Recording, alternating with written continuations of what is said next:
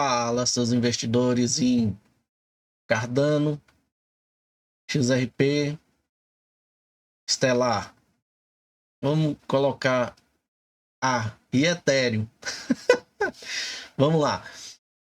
Vou começar aqui, não tenho dublagem, tá? É só a citação do que ele disse, né? A altcoin dele falou aqui, ó. Fundadora Cardano, não acho que Ethereum sobreviverá mais de 10 anos. Gente, uma coisa assim que passou pela minha cabeça e eu nunca tinha especulado sobre isso. Será que Satoshi Nakamoto não poderia ser um cara igual a esse aí? Ele é muito polêmico, ele é muito ácido, né? E o Satoshi Nakamoto não era diferente disso lá nas mensagens deles, né? Dele, quando ele queria ser ácido, né? Então, eu acho que ele é muito direto, igual Satoshi Nakamoto também lá nas suas mensagens, porque ele poderia ficar ali passando pano, né? Não, vamos fazer assim, mas ele ia lá e falava o que era para fazer, o que não era, o que ele pensava das coisas. Mas eu nunca parei para pesquisar a vida, aprofundar na vida do Charles Hoskinson. Aí o cara pega e fala assim: hoje já estão falando que Satoshi Nakamoto detém mais de 100 bilhões em Bitcoin. Esse cara, ele não precisa disso, né? Desses 100 bilhões, porque se ele foi o Satoshi, ou se ele é o Satoshi, ele simplesmente teve Ethereum, né? Lembra? Inclusive a galera tá comentando hoje no X que o Satoshi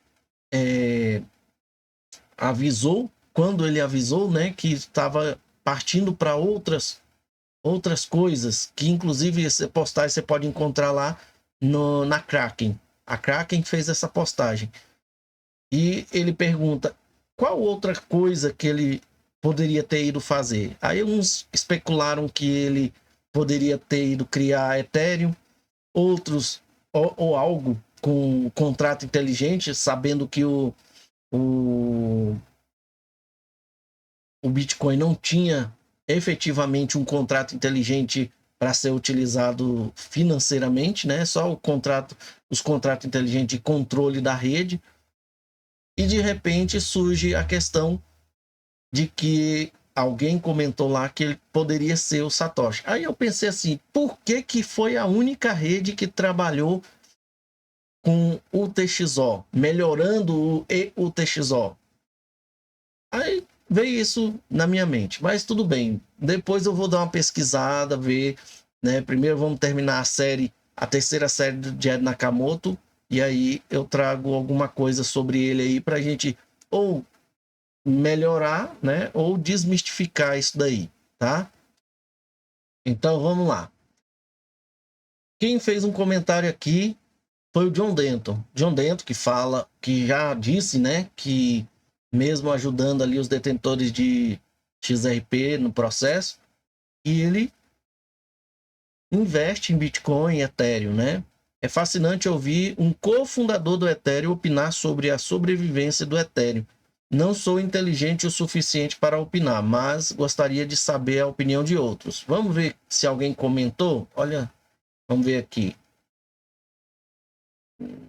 Aqui não aparentemente não tem nada a ver com o que ele está perguntando. Vamos lá. Vamos traduzir tudo de uma vez aqui. Vamos ver. Espera aí. O que a maioria em sua ganância e busca por gratificação imediata ignora. É uma das coisas incríveis, invencíveis em toda a experiência humana. Evitei todos os golpes desde que entrei no mundo das criptomoedas. Há mais de 8 anos. No entanto, pouco houve. Aí tá falando de outra coisa. Vai ter que se bifurcado até o esquecimento para acompanhar. Cardano tem um mecanismo combinado de hard fork exclusivo. John, o que você acha do XRP ter a possibilidade de ter 2 livros razão, um público e outro privado? Ouvi muita conversa sobre isso, então não acho que seja possível. Também me lembro do David dizendo que só existe um público. Rapaz, os comentários é muito bom porque você vê coisas, tá? Aquilo que a gente vem pesquisando para trazer respostas para aquelas pessoas que estão animadas com dois livros, dizendo que um tá valendo 300 e poucos mil por XRP e outro valendo $2 por XRP. Cara, tem muita coisa acontecendo por trás aí, vocês nem sabem o que é a tecnologia, como que a tecnologia funciona, muitos, né? E fica aí contando esse monte de coisa aí. Vamos lá. O outro diz aqui, o Ethereum sempre esteve quase lá. A gestão tem um conjunto de habilidades questionáveis. É, meu amigo, ele tá falando tudo. O Ethereum sempre esteve quase lá, nunca terminou de ser criado. A gestão, quem é que está no comando ainda, diz que é Vitalik, outros dizem que é Joe Lubin, outros dizem que não sabe nem quem é.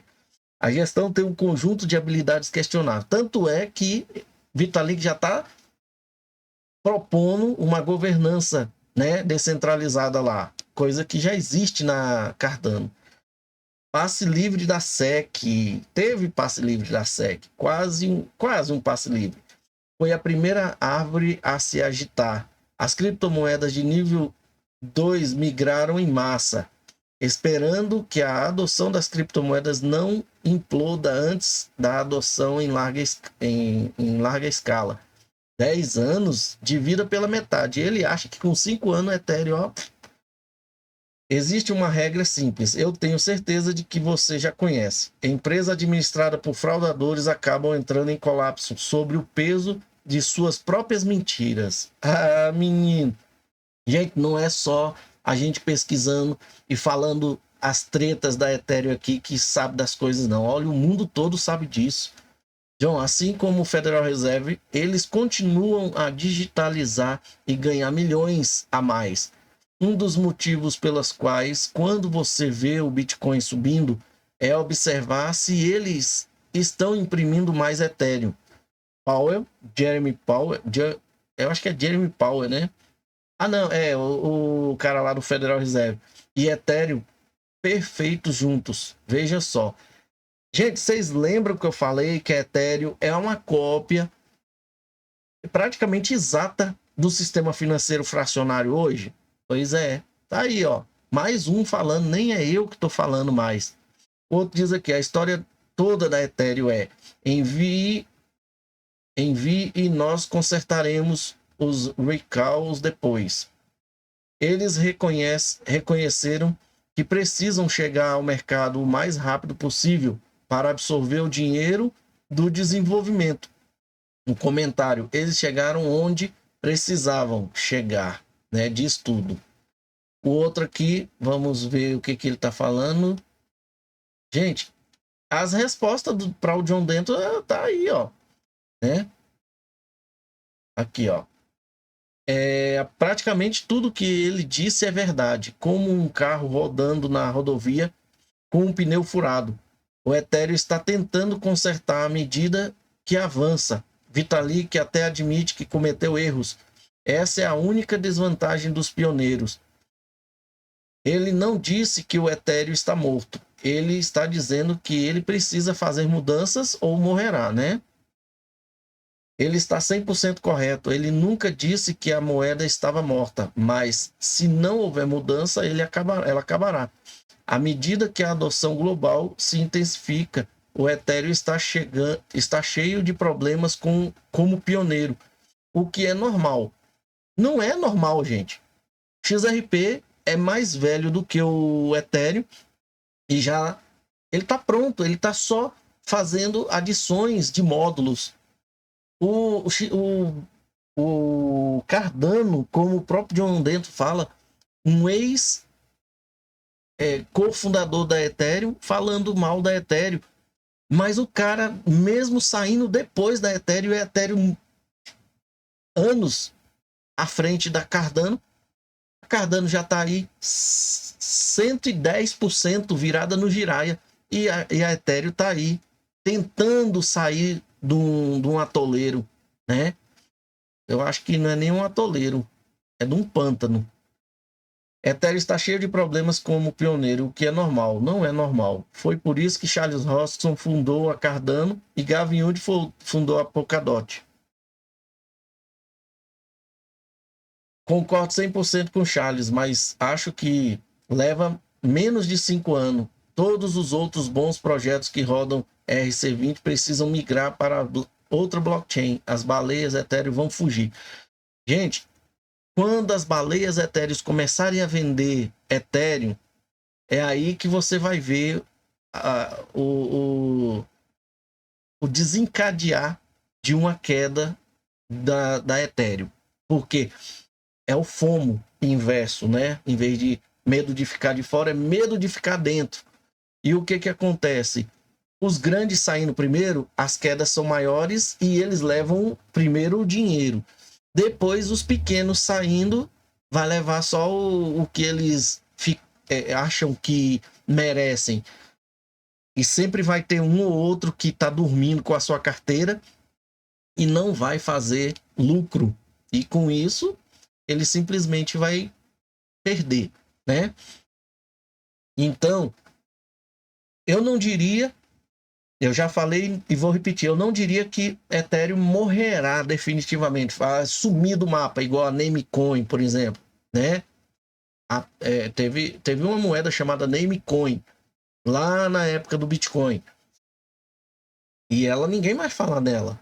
Uma vez ou outra eu venho trazendo informações aqui, porque são referências. Agora, eu acho que Ethereum, ela vai virar uma moeda assim de uns 50 dólares, tá? Ela vai ficar naquele negócio de entra e sai de dinheiro. Por quê?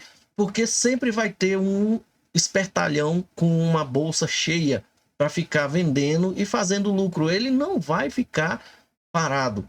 Sempre vai ter um arbitrando ali, tá? Então, vocês entenderam aí o que Charles Hoskinson falou. E John Denton, querendo opiniões, teve aí a opinião dele, né? Será que John Denton vai trocar suas Ethereum por outra moeda? Não sei. Olha aqui. Vamos falar um pouquinho do processo da Coinbase? Olha só, gente. A Coinbase, eu não sabia que a Coinbase estava sendo processada por muitos outros estados. Não era só Oregon que entrou com um tipo de aviso else avisando aí para Coinbase, né? Estamos na metade do caminho. O Alabama acaba de retirar sua ação de execução contra a Coinbase, reduzindo pela metade o número de estados com ações judiciais equivocadas de piquetagem de stake em apenas 2 meses. Ou seja, não foi só Oregon, teve o Alabama também entrando contra as criptomoedas aí, em especial contra a Coinbase, tá? Aqui é o processo, né? E ele diz aqui ainda, ó. Peraí, deixa eu traduzir isso aqui. Ele fala assim: 5 resistentes ainda optam por desperdiçar recursos. Ou seja, gente, tem mais 5. Então eram 6 estados que estavam processando ele, porque um já anunciou que saiu. Então, 5 resistentes ainda optam por desperdiçar recursos dos contribuintes em ações judiciais. E 4 deles proibiram a participação com a Coinbase, privando os consumidores do direito de ganhar dinheiro na plataforma de sua escolha. Ou seja, gente, 4 deles proibiram os americanos daquele estado de estar operando na Coinbase. Preste atenção especialmente aos parágrafos 4 e 6. É hora de esses casos atípicos seguirem o exemplo e de o Congresso aprovar uma estrutura para que todos possam avançar. Fechou aqui. Outra vitória para Coinbase. Espero que outros estados sigam o exemplo, né? A galera começa a passar pano ali, mas eu não passaria pano para Coinbase, não. Você sabe por quê?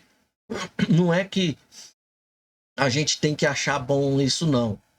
porque nada que atravanque, né, a inovação nos Estados Unidos em relação à criptomoeda é bom.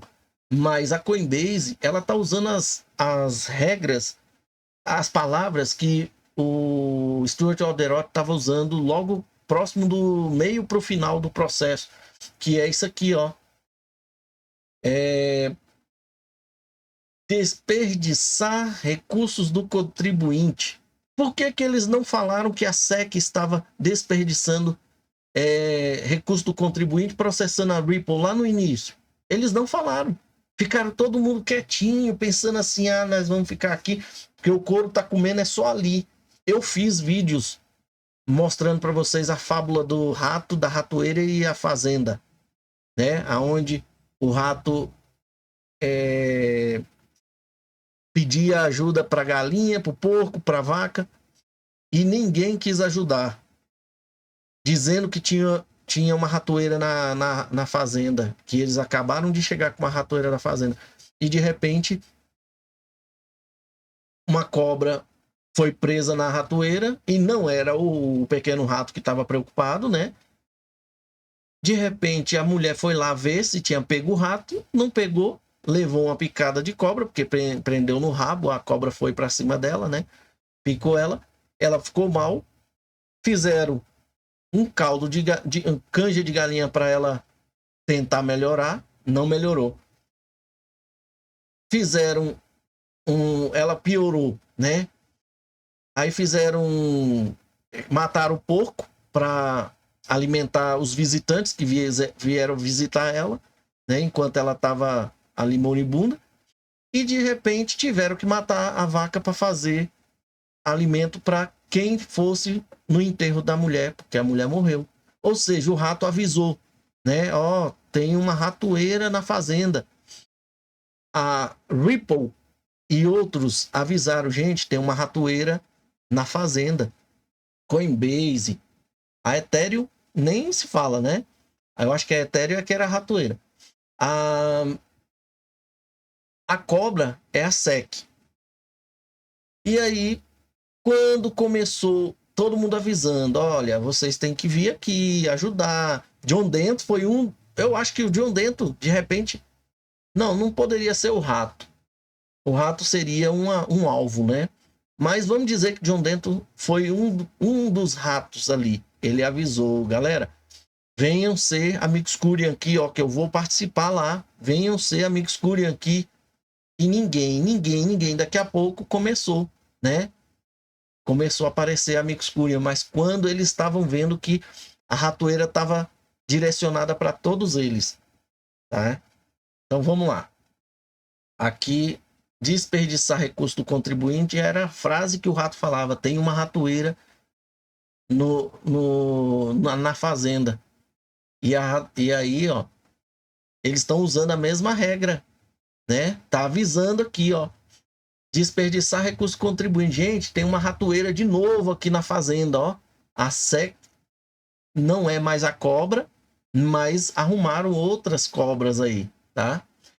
Bom, responder aqui o pedido de comentário de umas pessoas aqui do canal, né? Falavam sobre como que... Vamos ler isso aqui primeiro, olha só. Os futuros de XRP já estão disponíveis na Coinbase, derivativo. Mas o que são os futuros de XRP? Os contratos futuros de XRP são contratos padronizados que permitem aos trades especular sobre o preço do XRP, preço futuro do XRP. Tipo assim, o cara compra um contrato futuro dizendo que o XRP vai valer $10. Aí esse contrato tem um prazo. Se ele não chegar a $10, ele perdeu o dinheiro dele. É uma aposta, né, gente?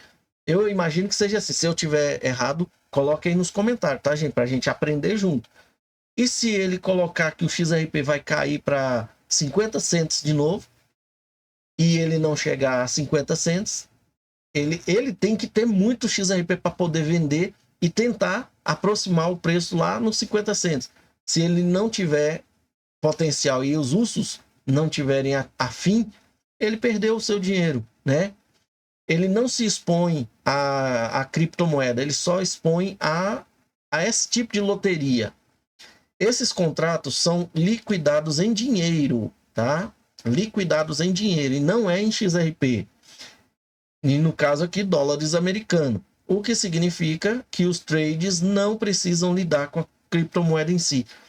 Quando eu falei para vocês que as pessoas, respondendo questões aqui das pessoas, é relacionado à questão do Itaú, tá vendendo XRP, Nubank, o Mint, da BTG Pactual, a Digitra. Só que a Digitra você pode tirar a criptomoeda e mandar para carteira, né? Já esses outros não pode. O Inter não pode. Mercado Pago, acho que também está vendendo, tá? Você não pode. E não é XRP. No Mercado Pago, se eu não me engano, é Ethereum e Bitcoin. Tem outras lá, mas eu não estou sabendo que eles estão vendendo XRP ainda não, tá? Se você souber, coloque aí nos comentários. Então, você não tem acesso à criptomoeda. Você só compra. É como se fosse um contrato. Eles lá também não têm a obrigação de manter a criptomoeda numa carteira, um por um. Você compra lá, eu quero comprar 10 XRP. Você compra os 10 XRP, eles vão te vender algo que seria representado ao XRP, mas como você não precisa e nem vai sacar aquela moeda para sua carteira, eles nem precisam ter ela um por um lá dentro. Uma coisa é certa, regulamentarmente e em conformidade com o sistema financeiro de cada país, cada banco tem que ter a liquidez, seja ela em dinheiro ou até mesmo na criptomoeda. Se ele tiver a liquidez, ele pode vender à vontade os contratos. E ele tem que vender como um contrato, não pode vender como uma moeda, tá? Uma moeda digital. Então, por ser contrato, você tem um monte de responsabilidades financeiras para suprir ali, né? Taxas e taxas e taxas. Então, quem ganha inicialmente? O banco. Você só ganha se a moeda subir. Se a moeda subir, você fala, opa, vou vender. Só que você não vai tirar de lá para vender em outro canto. E nem vai guardar ela. Você vai ter aquela exposição do contrato, mas não tem exposição à criptomoeda. Você for vender, você vende pela moeda fiduciária que o banco trabalha. No caso nosso, BRL, né? Ah, eu quero transferir minhas moedas para outro lugar. Você só vai vender e com o dinheiro que você ganhar de lucro, você vai no exchange, compra e transfere. Agora é saber se esse banco aceita enviar o seu dinheiro via Pix para uma exchange e a exchange você poder retirar suas moedas. Até nisso você tem que ver se você quer aportar criptomoeda por banco, tá? E olha que esses bancos não precisam ser, como a gente vê falando muito a palavra aí, custodiante, tá? Eles só precisam vender o contrato. Seguindo aqui, gente, então vocês já entenderam aí, né? Eu imagino. Se tiver mais alguma dúvida, coloque aí. RWA é um site, né? É uma plataforma de dados padrão do setor de ativos tokenizados do mundo real. É um site especializado em ativos do mundo real, tá? Vamos ver aqui onde é que nós estávamos. Bem aqui, né? A plataforma é usada por instituições, reguladores, investidores e emissores de ativos para analisar ativos em todas as principais blockchains públicas. Meu amigo. XRP, Ethereum, Bitcoin, Solana, Cardano, Stellar. E olha isso aqui. Essa aqui é a área que você acessa, você pode se cadastrar gratuitamente lá, tá? E uma das coisas aqui é isso aqui, gente, ó. Moedas estáveis, por exemplo. Você clica aqui, ele vai te mostrar a métrica das moedas estáveis. Quantos bilhões todas as moedas estáveis, stablecoin, estão acumulando aqui? 229 bilhões. Volume de transferência mensal delas foram de 2,24 trilhões.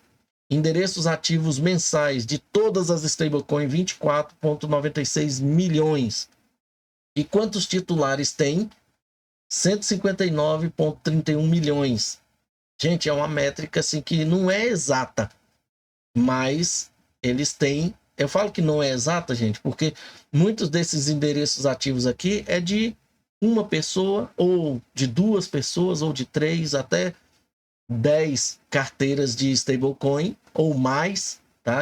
Ninguém vai saber de quem. É de um detentor só. Só que como é que você vai saber quantos titulares aqui, né? Bom, e aqui, ó, sempre em primeiro lugar o USDT, né? O verdinho aqui. O USDC é o azulzinho. O USDS, que é o laranja, o amarelo. O USDE, deixa eu ver, RL USD ainda nem aparece aqui. Aparece, ó. É o fiozinho que tá aqui no meio, ó. Esse fiozinho preto que tá aqui no meio. Pelo menos é o que dá a entender ali. Que pode ser também a Frax, tá? A Frax. A USDA, aqui é um de 4, ó. São 4 telas. A USDA, que é a stablecoin que tá lá na Cardano, a gente nem... Deixa eu ver aqui, o USDA. Nem tem aqui. Então, a métrica é falha, porque eu não tô vendo a USDA aqui.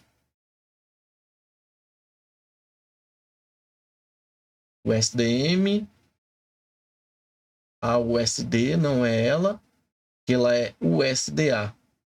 Engraçado, né, gente? Não tem, ó. Então, é falho, tá? Não vou dizer que seja uma coisa assim muito certinha, não. E aqui as empresas que representam as stablecoins, né? A Tether, Circle, né? Sky, Ethena, Binance. Inclusive, está em quinto lugar, né?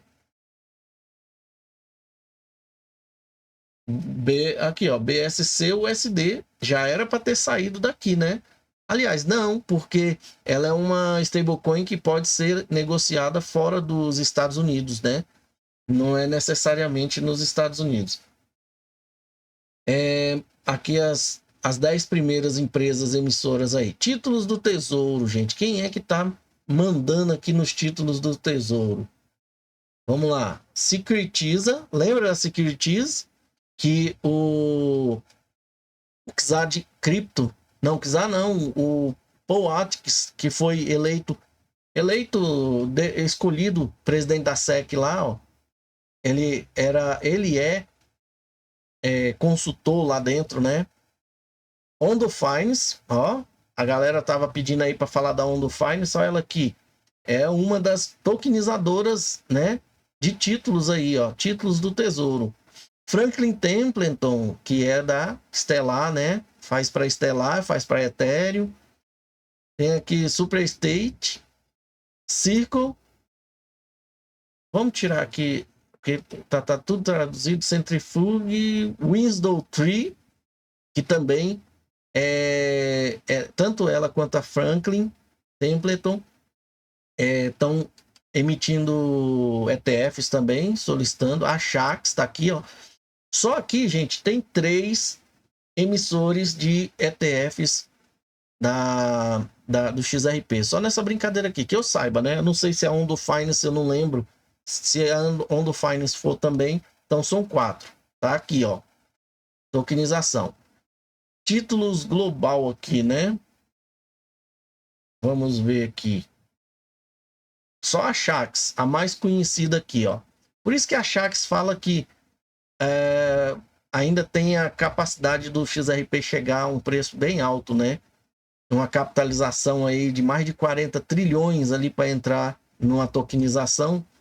Crédito privado. Aqui já utilizando tecnologias blockchains, né? A Curve está aqui. Commodities, ouro, prata, né? A Paxos está na frente da Tether Holding. Winslow Tree está aqui, né? Vamos lá. Institucional, fundo institucional. a Securitize, Superstate, Libre Capital. Eu acho que estoque, né? Que é títulos, né? Que é ações, né? Eu tava confundindo com bonds aqui. Eu acho que é isso mesmo. Estoques é que é ações. Êxodos, iShare da BlackRock, Coinbase, MicroStrategy, Nvidia, Tesla. É a capitalização de cada uma, né? Aqui, ó. A Alphabet é das empresas, né, gente? Em si aqui, ó. A Coinbase está em terceiro lugar, gente. Acima da Nvidia. Rapaz. MicroStrategy também. Redes. Vamos ver redes aqui, gente, ó. Métrica de redes, né? De ativos do mundo real, tá, gente? É ativos do mundo real aqui, ó. A Ethereum está em primeiro lugar e a Stellar em segundo lugar aqui, ó. Em segundo lugar, Stellar. Algorand em terceiro, Solana em quarto, Polygon em quinto, Zsync em sexto, Off-Chain em sétimo, Arbitrum em oitavo, Avalanche em nono, Aptos em décimo, Mantra 11º, Mantra, que teve uns problemas aí, né? XRP Ledger em 12º. Coinbase aqui, a base da Coinbase. Isso aqui é tokenização, tá, gente? A galera tá fazendo tokenização nessas blockchains aqui, tá? E aqui a Stellar aparece em terceiro, né? Em capitalização, total de valor aqui, os tipos TVL, né? E aqui é a quantidade de cadê? É a quantidade de tokenização do ativo real aqui dentro. Performance, né? Tá falando análise de performance, indicador, né? De redes aí. Então, aqui ela aparece na capitalização tipo um TVL de terceiro lugar. XRP em 11º e não em 12º, igual tá ali. XDC tá aqui, ó. 19º, tá? O que mais?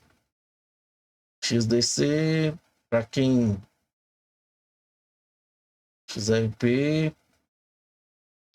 Das que eu tenho aqui, gente, só a Cardano que não tá aqui, porque ela não tá fazendo isso ainda, né? Ainda não chegou o Midnight.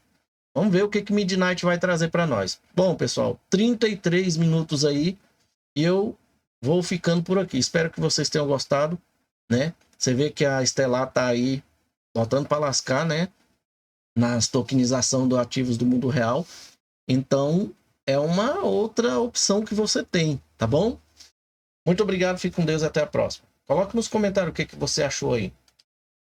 Chegamos ao final de mais um vídeo. Agora, se você quer se sentir parte dessa família chamada BitCrypto e gostou do vídeo, considere deixar um like. Deixe também o seu comentário aqui no vídeo para a gente saber o que você achou da informação e deixe também alguma informação que você queira aí. Participe, você faz parte do canal. Compartilhe o vídeo para que outras pessoas também tenham essa informação. Não guarde a informação só para você. Se você ainda não é inscrito no canal, considere fazer parte da família BitCrypto, se inscrevendo e aproveite e ative o sininho para você receber notificações dos próximos vídeos. Muito obrigado e até a próxima.